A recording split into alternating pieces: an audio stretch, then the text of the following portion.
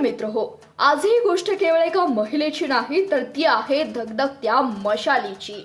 कोणी म्हणतंय वय झाले, कोणी म्हणतंय हे स्त्रियांचं काम नाही, पण या सर्व टीकाकारांना आपल्या लाठीच्या तालावर नाचवणाऱ्या एका रणरागिणीचा परिचय करून देताना मला सार्थ अभिमान वाटतोय, ज्यांनी केवळ स्वतःचं स्वप्न पूर्ण केलं नाही तर समाजातील प्रत्येक मुलीला निर्भय जगण्याची नवी दृष्टी दिली आहे। तर चला मग जाणून घेऊया या रणरागिणीचा थक्क करणारा प्रवास। सांगली जिल्ह्यातील जत तालुक्यातील जिल्हा परिषद शाळा लोहगाव, एक साधी पण स्वप्नांनी उजळलेली शाळा। या शाळेत कार्यरत आहेत सौ संगीता राहुल टकले, जिद्दी, कर्तृत्ववान आणि विद्यार्थिनींसाठी प्रेरणास्थान ठरलेल्या एकमेव शिक्षिका। शिवकालीन परंपरा आणि युद्धकला जतन करणाऱ्या कोल्हापूर जिल्ह्यातील भुदरगड तालुक्यातील वेंगुर्ला येथे असणाऱ्या सव्यसाची गुरुकुलम येथे शिवकालीन मर्दानी खेळ शिकण्याची इच्छा पूर्ण करण्यासाठी वयाची अट असतानाही गुरुकुलम येथील मुख्य आचार्यांना विनंती करून या ठिकाणी प्रवेश मिळवून सौ टकले यांनी 8 दिवसांचं निवासी प्राथमिक शिक्षण पूर्ण केलं। लाठीकाठी, तलवारबाजी, दानपट्टा यासारख्या पारंपरिक युद्ध कलांचं प्राथमिक शिक्षण त्यांनी घेतलं आहे। त्याचबरोबर शस्त्राशिवायही स्वतःचं संरक्षण करण्याची प्राचीन कला म्हणजे नियुद्ध याचंही प्राथमिक शिक्षण या ठिकाणी त्यांनी घेतलं। प्रशिक्षण पूर्ण करून त्या परतल्या आपल्या शाळेत आणि सुरू झाला एक नवा अध्याय। शाळेतील तसेच स्वतः राहत असलेल्या सांगोलामधील सैनिक नगर येथील कॉलनीतील विद्यार्थिनींना लाठीकाठीचं व नियुद्धचं प्रशिक्षण देण्यासाठी त्या सज्ज झाल्या। या प्रशिक्षणातून मुलींमध्ये आत्मसंरक्षणाची जाणीव निर्माण होतीये। शिवरायांच्या पराक्रमाची प्रेरणा त्यांच्या मनात रुजतीये। छत्रपती शिवाजी महाराजांच्या शौर्य परंपरेची ही एक छोटी पण महत्त्वाची पाऊलवाट आहे। शिवकालीन मर्दानी खेळासोबतच स्वसंरक्षणाच्या वेगवेगळ्या युक्त्या देखील त्यांनी विद्यार्थ्यांना आपल्या मार्गदर्शनातून सांगितल्या आहेत। ग्रामीण भागातील एका छोट्याशा शाळेतून सुरू झालेली ही चळवळ मुलींना संरक्षण, आत्मविश्वास आणि संस्कार देणारी ठरतीये। सौ संगीता राहुल टकले यांचं हे कार्य केवळ प्रशिक्षण नसून ही आहे नव्या पिढीला सक्षम बनवण्याची प्रेरणादायी दिशा। वाढला आमचा आत्मसन्मान, स्वसंरक्षणाची ही ओळख, निर्भय मुलगी देशाची ताकद, भीती नाही आता कुणाची, ताकद आहे आमच्या मनाची, शिकले लाठीकाठीची कला, भीती झाली पडताच फला, आत्मविश्वास हीच आमची शक्ती, लाठीकाठी हीच आमची भक्ती, लाठी फिरली भीती हरली।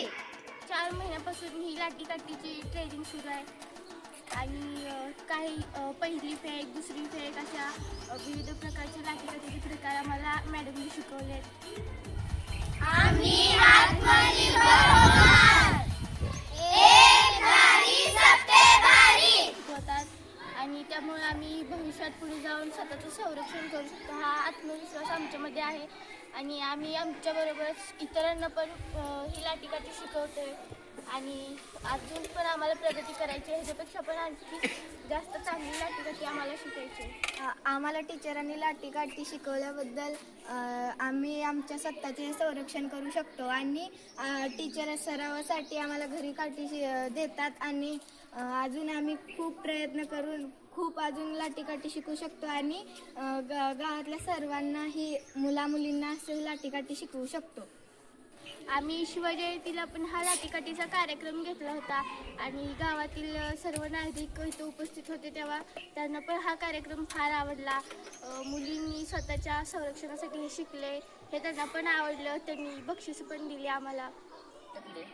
खरं तर मला ह्या मुलींच्या वयाच्या असतानापासूनच लाठीकाठी शिकायची इच्छा होती, परंतु मला काही तशी संधी मिळाली नाही आणि मग साधारणपणे मागच्या वर्षी उन्हाळ्यामध्येच मला कोल्हापूर जिल्ह्यातील भुदरगड तालुक्यातील वेंगुर्ला या ठिकाणी सव्यसाची गुरुकुलम इथल्या प्रशिक्षणाची जाहिरात मिळाली आणि मग मी तिथं प्रवेश घेऊन प्रशिक्षण करण्याचा निश्चय केला। आणि खरं तर त्यांनी सुरुवातीला वयाची अट सांगितली, 40 वर्षाच्या पुढं त्यांनी प्रवेश देत नाहीत असं सांगितलं, परंतु माझी शिकायची इच्छा बघून त्यांनी मला प्रवेश दिला आणि मी साधारणपणे 8 दिवसाचं त्या ठिकाणी निवासी प्रशिक्षण प्राथमिक प्रशिक्षण पूर्ण केलं. व त्यामध्ये शिवकालीन मर्दानी खेळ म्हणजे दांडपट्टा, भालाफेक आणि तलवार आणि लाठी यांचं सगळं प्राथमिक शिक्षण त्यांनी आम्हाला तिथं दिलं. आणि मग तिथून प्रशिक्षण करून आल्यानंतर मी माझ्या शाळेतल्या मुलींना ते प्रशिक्षण देऊन त्यांना आत्मनिर्भर करण्यासाठी करायचं असं ठरवलं. आणि मग शाळेमध्ये मी ते प्रशिक्षण चालू केलं. मग आता हळूहळू 4थी पासून पुढच्या मुलींना मी प्रशिक्षण दिलं.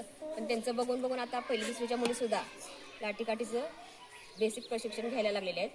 आणि मग फक्त आमच्या शाळेमध्येच नव्हे तर मी इतर मुलींनासुद्धा लाठीकाठीचं प्रशिक्षण देण्याचा प्रयत्न करते. आमच्या कॉलनीतील मुलींनासुद्धा मी हे प्रशिक्षण चालू केलेलं आहे.